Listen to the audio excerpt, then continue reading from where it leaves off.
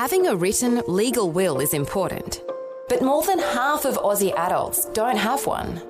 Vision has entered into a partnership with SafeWill, a leading online will writing platform, to provide you with an easier and more affordable way to write or update your will. As part of the Vision family, we want you to know about a way that you can write your will for free. Complete your will at no cost this week during Leave a Legacy Week. See all the details at vision.org.au/legacy. vision.org.au/legacy. A biblical perspective on life, culture and current events. This is 2020 on Vision. Two guests joining us through this hour. Adrian Blenkinsop, who is Project Manager for Converge Oceania. That's a network of youth-orientated agencies supporting discipleship of young people. And Dr. Rowan Lewis, also with us today. He's Head of Pastoral Theology at the Australian College of Ministry and co-researcher with the Your Story project. He'll be one of the in-person keynote speakers at Amplify that starts tomorrow. So a special welcome to the two of you to the studio. Adrian, nice to see you. Thank you, Neil. Lovely to be here. And Rowan, a special welcome along to you. Great to be with you, Neil. Let me start with young people, and maybe this is a broad brushstroke, young people in general. And I'll come to you first, Adrian. The world is a very changing place, perhaps at a greater rate than any of us have ever experienced. How do you describe the things that are changing and how that affects young people? Wow, how long have you got, Neil? How long have you got? I think that's a really complex question. I think that the world has changed in the last 10 to 15 years far more than it has kind of in the last 40 years preceding it. I think at one level for many young people, there's a sense of disorientation because change is so rapid. There is a sense of what is stable, what is secure, what can I trust, what can I hold on to when the world continues to change. So I think there's a myriad of challenges for young people who are trying to figure out who am I, why am I here, how do I make sense of the world when it comes to their spirituality and how they understand their spirituality, what shapes that. It's far more complex than it was 20 years ago, much less 40 years ago when I was a kid. Rowan, is this because we're in a social media generation? We've got all sorts of new emerging technologies, AI, young people shaped differently, perhaps to the sort of shaping that you and I experienced in our growing up? Absolutely. I think the sense of change being rapid and growing is very much there, and that change is really only going to accelerate. It's only going to speed up. Life has been changing and it will always change. And one of the ways I've been thinking about this as we've been engaging with the research and looking at the stories from young people is that perhaps the things when I was growing up that we could see on the horizon. Postmodernism was sort of a word that was out there, but we didn't quite know what it meant. And internet was a thing, and we could starting to see what social media was. And these were sort of things that we were worried about in it. And we started to think about, well, is it going to be Christianity versus postmodernism? Is it going to be Christianity against social media? And for our young people, this is the sea in which they're swimming. And so now it is Christianity amongst social media and Christianity through social media, as well as everything else. It's just their version of normal as our digital natives. And so certainly social media, the internet has sort of made our young people digital natives. And in many ways, they are global citizens. Their compare and contrast of what is normal is now on a global scale. It's quite a different world. No doubt we could not have anticipated the effect that this new rise of technology would have on the faith of young people. And when we say young people, we're talking people into their 30s. But the rise of this technology, it has had a dramatic effect. And while you might have an argument that the church is not shrinking in size, you've got population growing in Australia, some are saying the fastest growing religion is no religion at all. Adrian, any thoughts from you here on the effect of this new environment on people in general, but particularly young people? I think it's important to reflect on the fact that historically our understanding of what it is to be a Christian may be changing as well. So how we understand the value and the importance placed on reading your Bible regularly, praying, going to church regularly, that's changing. That's being reshaped, and I think that's a huge challenge for us in the church as well. And interesting, like how are young people forming their faith, and the complexity of influences is something that is, I guess, in our research project we're exploring as well.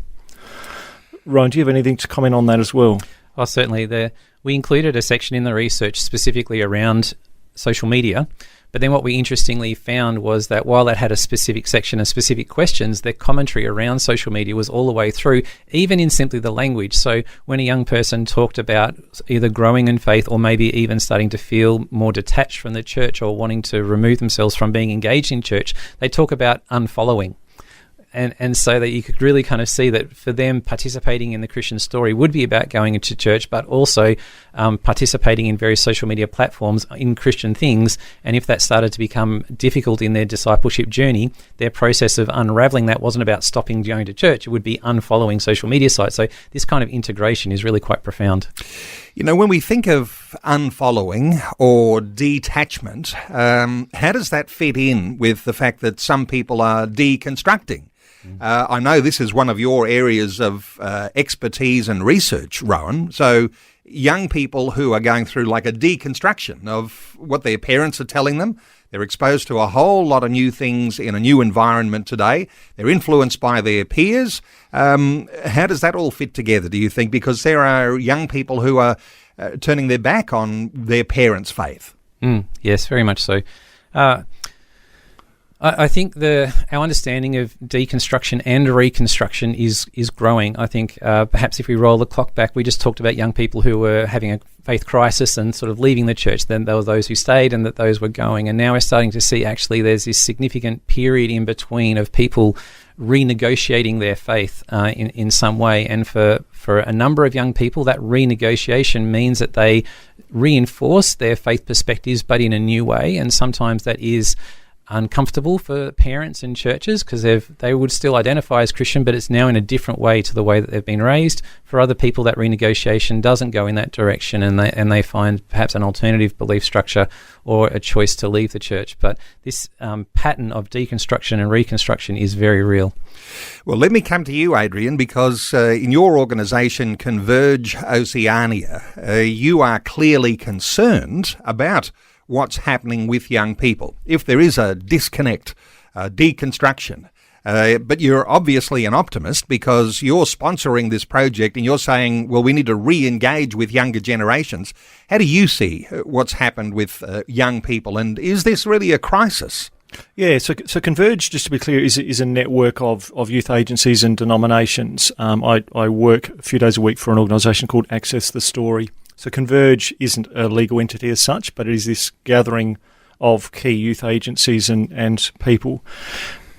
And our focus on supporting the church to better understand young people, and in doing that, kind of elevating the voice of young people, really came from the sense of the church. We, the church, tend to make a lot of assumptions around young people, and there is a tendency to kind of go, why aren't young people coming to our churches? Why don't they listen to us? Why don't they respect Christians? Why don't they respect the church? Why aren't they doing these things? And I guess our posture has been, let's actually stop and listen to them. Let's hear their voice. Let's ask them to be vulnerable and honest and tell us in what ways has the church supported you? In what ways has it been a problem for you? How can we better support you? So it's really kind of let's stop and listen to young people. Let's not assume that we know what they're thinking. Let's not assume that we understand their world. Maybe we don't. And so that was our thinking and our reasoning for embarking on this research project. So for older generations, there's a very important element that I pick up when you're sharing those things. It's not the fault of young people if they are detaching or deconstructing. We might actually point the finger back at ourselves and say, what are we doing wrong that we might be losing some young people from church life? Is that a fair enough way to say this is not necessarily the fault of young people? We've got to look at how we're engaging? Yeah, very much so, very much so. And I mean, church history is a story of how the church has changed and how it's adapted to engage its culture. Sometimes it's done that well, sometimes badly. And I think maybe we're at a point in history where we kind of go, maybe God is revealing himself in different ways to this emerging generation that some of us are uncomfortable with. What is that? What might God be doing? How might God be speaking to an emerging generation? And we do that by listening to the voice of the Holy Spirit and listening to young people. Now, let me ask you about your research here, Rowan, because the research for the Your Story project, more than 400 young Australians, you've interviewed them and you've got some detailed history of their faith development. What do we learn from that? Well, we learned so much. Yes, there's 439 people that have participated in our survey, and we asked them a series of questions that enabled them to tell us their story of faith that has from their childhood years through their teenage years and up until the present moment.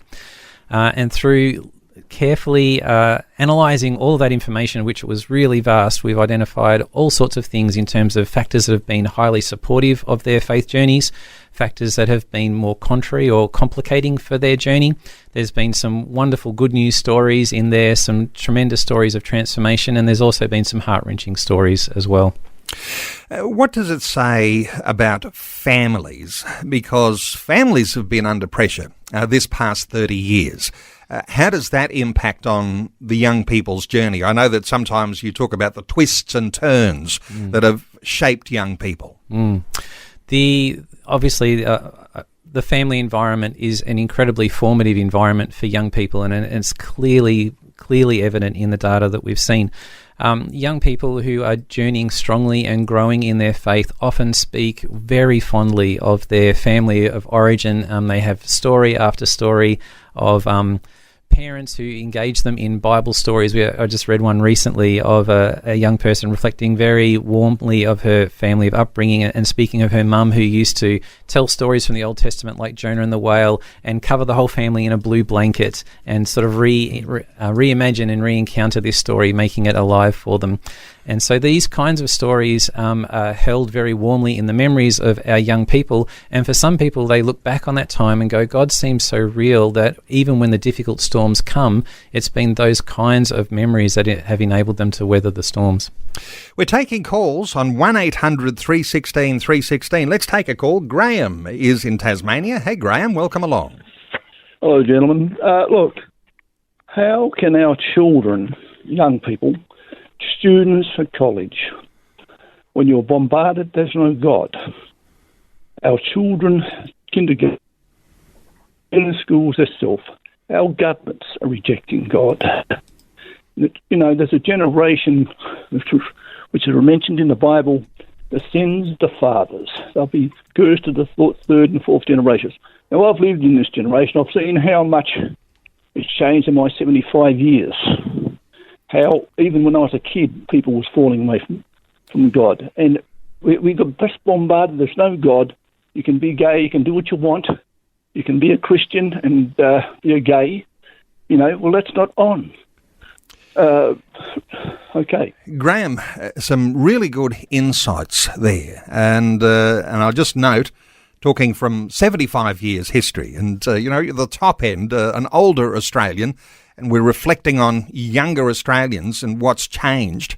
Any thoughts here from you, Adrian, for Graham?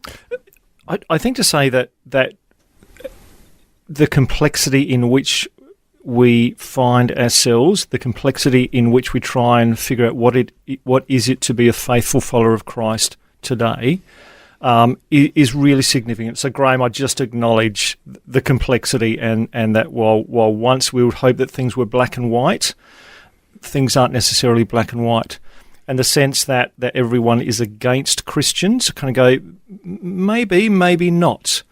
Interestingly, one of the things that emerged from our survey that was a surprise to us, we mapped some of our content against another survey done in 2019 amongst young people, which showed that around 8% of young people were spiritual seekers. So they were interested in spirituality, not necessarily primarily Christianity, but they were open to spirituality. There was 8% around 2019.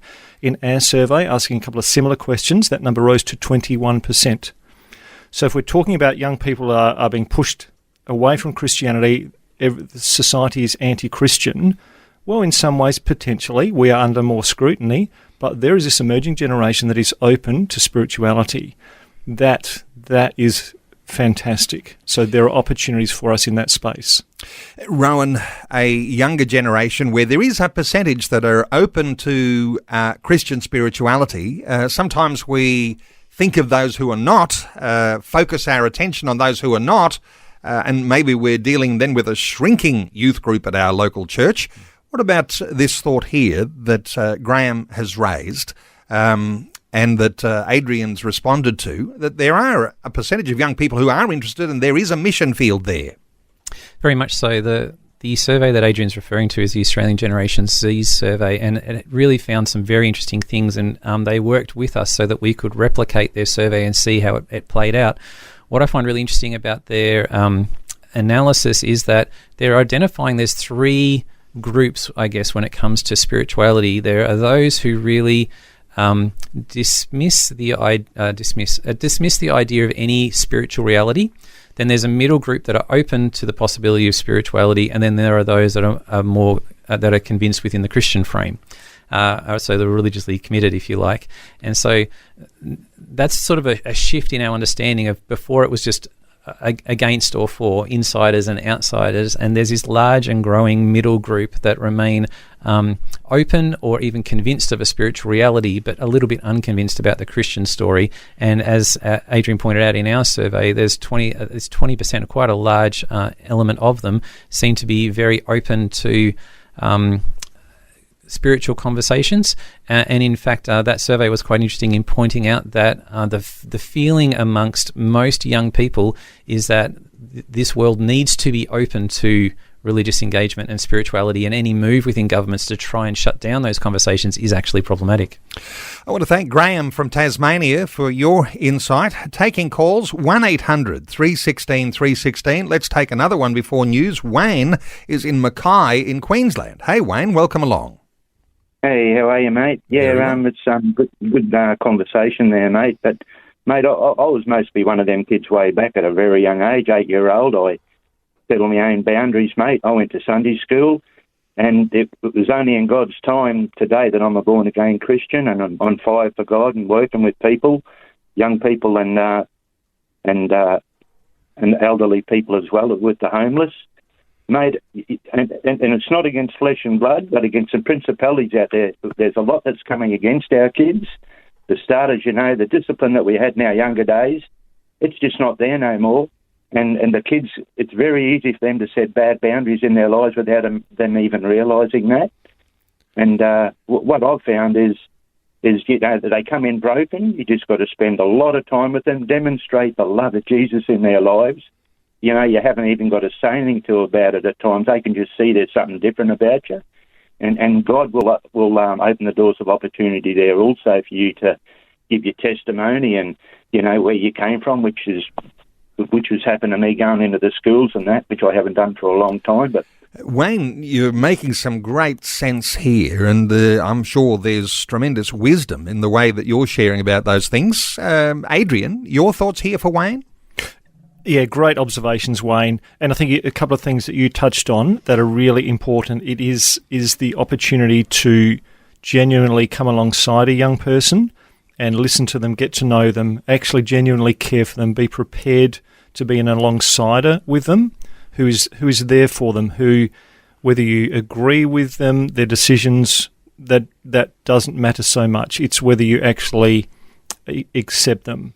And I think that sense of acceptance then gives you license to share your own faith. What is it about God that you believe in? What does your faith look like to you? What has your faith journey been like?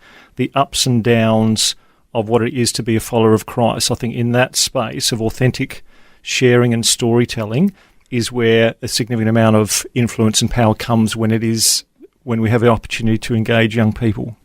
Wayne, thank you so much for your call. Let me come back to you, Adrian. You can't wind back the clock and say that young generations are just like they were when I was growing up 20, 30, 40, 50, 60 years ago. Yeah. You can't wind back the clock, but how do you start to reset for a new generation emerging and being challenged in all the ways we've been talking about? Yeah, that's a great question. I think it is in part, like I mentioned before, acknowledging the complexity of the world in which we live and that young people are growing up. I think also one of the significant factors that has changed in this emerging generation is individualism. And so whilst we can look at young people and kind of go, oh, what's the problem with young people? They only think about themselves. They don't respect older people. They don't respect institutions like the police and yada, yada, yada, or the church. Actually, they're a product of previous generations. So our education system, our culture has encouraged and shaped and affirmed young people in their individualism. So why do we then kind of go berate them for thinking differently to us, for rejecting the things that their parents and grandparents accepted? Because it's like asking a fish to describe water. They are trained. We've encouraged them in their individualism. Think for yourself. Ask hard questions. Don't just accept things blindly. And so young people are doing that. So the challenge for us is to go, all right, how do we nurture and encourage them and expose them to a faith that they kind of go, I want to know more about this. This God you talk about, and that you've talked to me about your own faith journey and the ups and downs of what it is to be a Christian. I'm intrigued by that. Tell me more. And so I think that is the opportunity that we have. Acknowledge the complexity of young people's lives. Don't berate them. But seek to understand them. Ask a better question of a young person and listen. Don't respond. Don't kind of go, well, I reckon this, I think you're wrong, or, well, when I was younger, I did this. Why aren't you in church? Seek to understand them and accept them for who they are. And out of that comes license to then share your own faith journey. Something we were talking about during the news, just to bring listeners in on what was happening during the news. And in fact, Adrian, you used a fabulous word, which I'm going to get Rowan to comment on. Good. You said that young people have these days a smorgasbord of faith and values. Yeah. Even the word smorgasbord is a little bit outdated now, isn't it? Because everybody uses that Americanization of a buffet. Yeah, well, do you remember Sizzler? Remember Sizzler, the smorgasbord at Sizzler? Yeah, well, I remember it. Yeah, where are the Sizzlers today? I know. Hey, when you've got this smorgasbord of faith and values, young people are addressing not only a pluralism of religious values, but they've also got all of the ethics, all of the identities, because, if you identify with a particular group, there's going to be some sort of political party that'll turn you into a supporter of their minority, and all of a sudden you'll be a political pawn. All sorts of different challenges here. What do you think, Rowan, about the fact that young people have got so much choice, and then what the responsibility of Christians in churches might be to be able to present the gospel in a relevant way to them?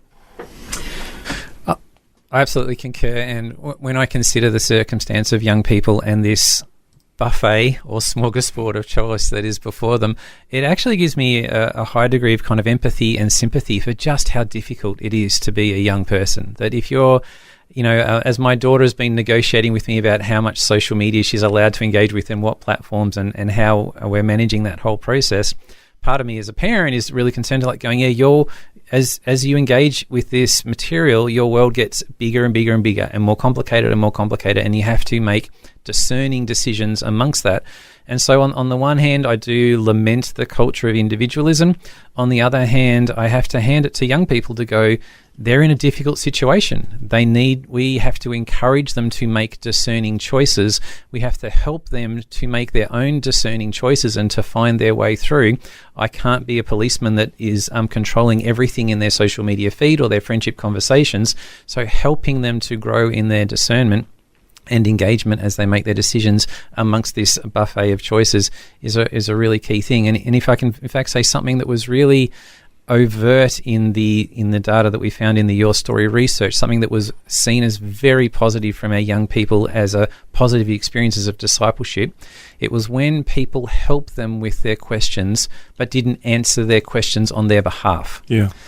And so it's this sense of faith is no longer kind of faith versus doubt these days. It is faith always undertaken in the context of doubt, and those disciples that help people with their questions are seen to be very positive contributors to their faith story. So not coming in with the barrage of all of your wisdom and answers the way you see it as an older person, but to actually have that listening ear, cautious. But my thoughts are, somehow or other, this is not a message that says, cool down on the energy that you have to be able to relate with young people. I'm wondering whether, Adrian, you've got any thoughts here, because we were talking about listening. Sometimes listening sounds like a soft option. Being cautious in your conversation sounds like a soft option. But there's a certain sense in which, as an older person concerned for the younger person, do you go soft or you go hard, but you go in a different way that actually is going to be, as Rowan says, helping young people with the questions they need answers for? And I think it depends entirely on the nature of the relationship you have with that young person or that group of young people. If as Rowan was talking about with his daughter and with my 19-year-old son, the way that we relate to our children is vastly different to a youth pastor who might have 10 to 15 young people, or a grandparent with their grandchildren, or an older person with a couple of younger people in their church. I think it's really important that we kind of go, who is this young person or young people that I am talking with? What's the nature of my relationship with them? Do I have the depth of relationship that I can ask some gently pointed questions, or do I need to actually just sit and better understand them? And so what's the degree of relationship I have? And I think that's really important. For my 19-year-old son, he'll ask me questions about faith and God and that sort of thing, and I'll be pretty pointed. But that's my son. If I'm speaking at a youth event, my response to a question or my question to a young person is vastly different. And I think it's also the significance of not encouraging, but giving license to questions and doubts and concerns about faith in a young person, again, as Rowan said, is one of the themes that has emerged really strongly from these 439 young people. If I don't have anyone that I can talk to honestly about my doubts and fears, then that has been a really negative thing. When young people have said in their survey responses, I had questions, I talked to my mum, or I talked to my youth pastor or my chaplain, they were really good. That has been an incredibly positive experience. So a bit of it is kind of going, when we look at young people around us, what's the nature of our relationship with them? And that determines, I guess, the questions that we ask, how pointed we are in our conversations with them. Let me ask you, Rowan, about the questions you ask young people, because you've been involved in this research, more than 430 young people in this fabulous, groundbreaking research that's shedding light on what young people have in their journey. Clearly, when you're doing that sort of research, you're asking them questions, aren't you? So hit us with a question or two that we might be able to engage with the young people who are in our family, in our community, in our local church, the sorts of things that we might be able to, even as Adrian says, engaging with those young people without actually telling them everything that we know as wisdom, but helping them find their own answers to those challenges. We asked them a lot of questions. In fact, the survey was incredibly long and challenging for young people, which presented its own challenges. I think part of what's unique about the survey and with our questions is that a substantial part of that were quite open-ended, that enabled young people to type out their responses about their faith journey over time. And then what was interesting with an open-ender right at the end of anything else you want to tell us, a number of young people just wrote in there spontaneously, this process has been incredibly helpful. I don't know if they use the word enjoyed, but appreciated this. I haven't had this chance to think so systematically through my story of faith. And so one of the things that has profoundly stood out to us, and some of the resources that we've been beginning to develop out of this, is that it seems to be infrequent that young people have the opportunity to tell their story of faith. And sometimes when they do, they feel like it is overly narrowed into what we might call a classic testimony moment. Whereas offering young people the opportunity to, in a semi-structured or open way, tell me about your faith of origins. When was the first moment of faith that you became aware of? What was that for you? And invariably, it's a story of grandparents or parents, or always going to church, or being stuck in the car waiting for mum to leave after church, or something like that.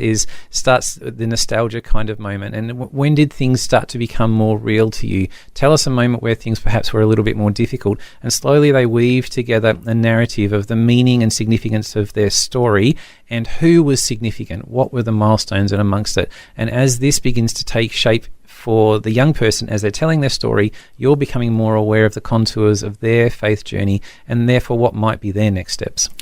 Is the average young person, and we're talking about, that alpha generation up to age 15, then Gen Z up to age 30, are they on a roller coaster in the sort of environment that we're in now, where, yes, they had a strong faith, and maybe that was because it was being shaped by their parents or grandparents or their attachment to church, and then they're on the lower valley of the roller coaster where they might be saying to you, and you're asking these questions saying, well, I'm coming now from a place of no faith. Is there a place where you can feel like you're going to let go of that young person, or is this a moment to persevere? Because just because someone feels in a moment they may be in a place of no faith doesn't necessarily mean they're not on the comeback because of a response that you might have. Absolutely. That's a wonderful question. And what I love about the research that we've been doing is by encouraging young people to tell their faith journey over time, we're really getting this sense that faith grows, changes, morphs, adapts over time. And so this conversation that you're happening is happening at a particular moment. And so we looked at some of our surveys and gone, well, this person we might categorize as being in a moment of faith declining, but we don't know what happens in the next few months. It's just that we happen to encounter them now at this point, whereas for another person, their story is one of transformation and coming back to faith, but we encountered them in that moment. And if we surveyed them 3 months ago, it could have been an entirely different story. So being disciplers who understand that faith needs time to grow and change, that there are periods of turmoil and disruption, and that when you encounter a young person, just recognizing that, you're at this point in the journey, you're at this point in this moment of change. Okay, yeah, it's entirely normal to feel like it's all falling apart for you. It's okay. It doesn't need to fall apart, but I totally understand that feeling. There is hope on the other side, and I can be with you through that. And they might be feeling as though, I don't feel like I'm falling apart, but then hearing a little bit of wisdom coming from someone older saying, you know what, that can be typical for your journey, that you are going to have lows, and that the high is just on the other side when you've resolved this particular issue you might be concerned about. Is this, Adrian, where those questions become so important about not unloading your wisdom, but to helping them discover where the next years of their life are headed, what the relationships are going to look like in the times ahead? Is this an important time? Very, very much so. And I think I remember as a younger person, many years ago, Neil, at times when I was going to church and that sort of thing as a card-carrying Christian, expressed my doubts and fears about what I believed and heard that people thought I was backsliding. And suddenly I thought, I'm backslide. That means I'm not a Christian. I've got to get saved again. I've got to go forward to the next altar call. So suddenly I was a backslider, and people kind of looked at me with sympathy and said, we're going to come around and pray for you, Adrian. Language like that is just really unhelpful.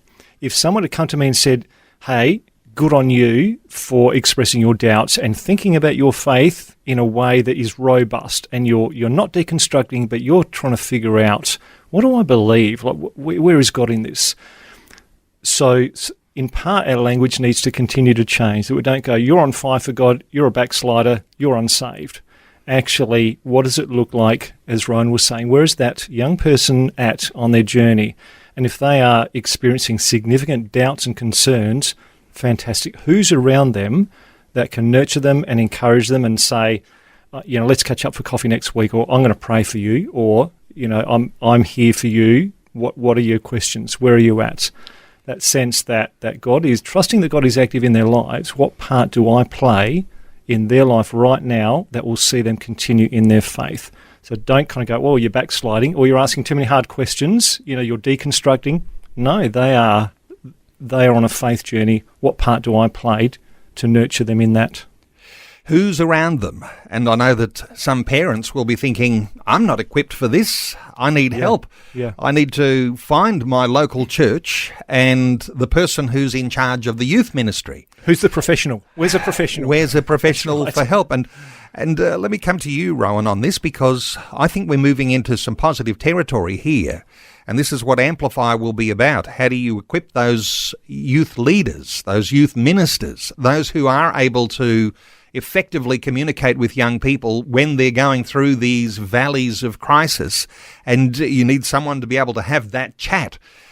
This is about equipping and growing and nurturing how we might actually have a youth minister, and whether that's a paid youth minister or not, or you might have your own opinion about that, but that person needs to be available in a local church, don't they?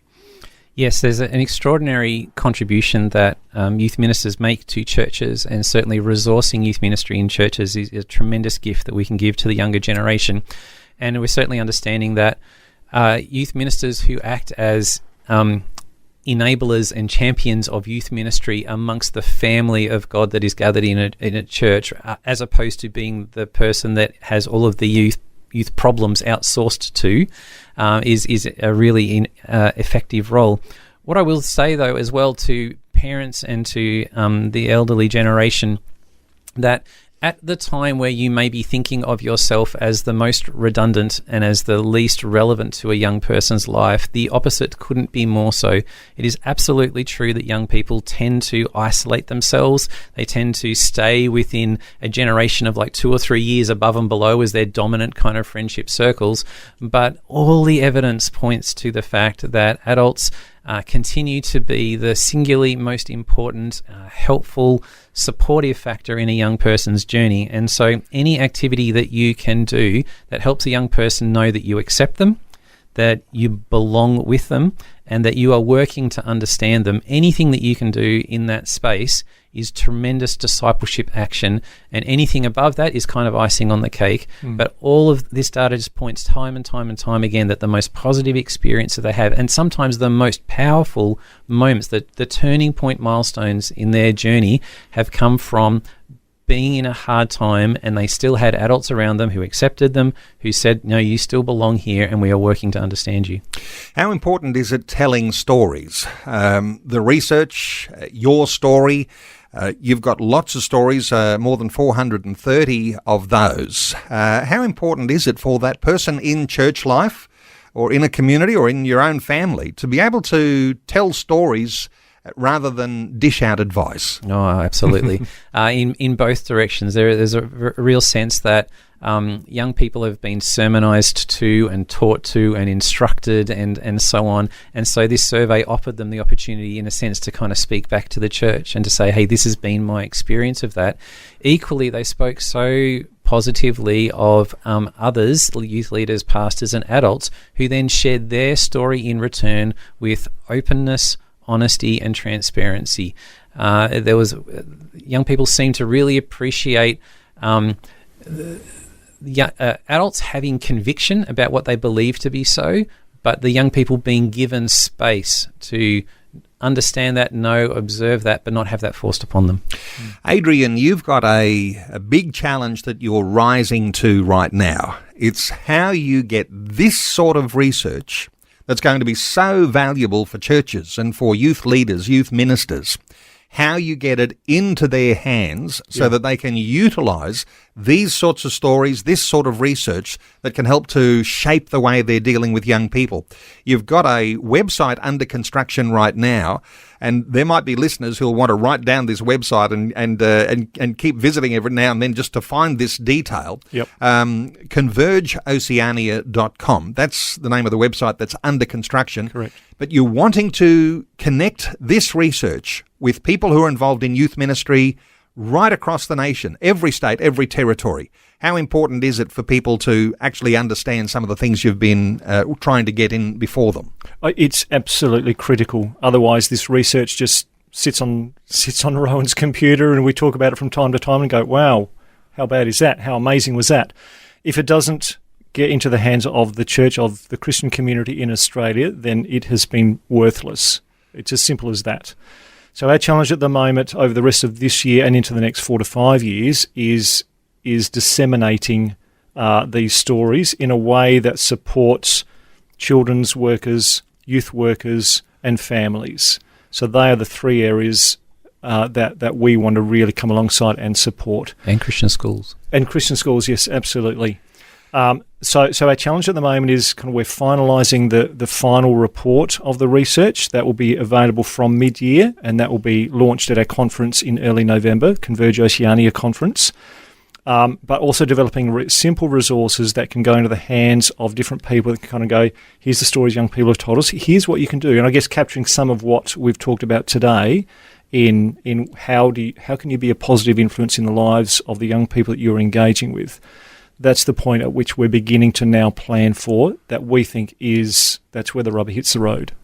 Okay, so the best is yet to come, and really that just really shows up, doesn't it, that what we're talking about today is new research. Yep. Because it's not really widely spread, and so for people getting an introduction to it, the Amplify conference this weekend is likely to be the best time to check in with something that is groundbreaking and that will enhance the youth ministry in either your local church or in your community, in your family, in your religious instruction and in Christian schools. This is going to be so important. So let me give the Amplify conference website, because it's on tomorrow. amplifyconference.com.au. I mentioned you'll be able to live stream the event.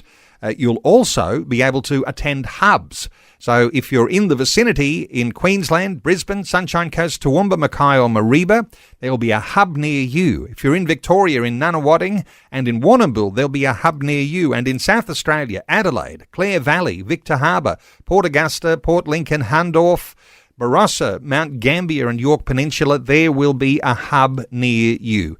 amplifyconference.com.au.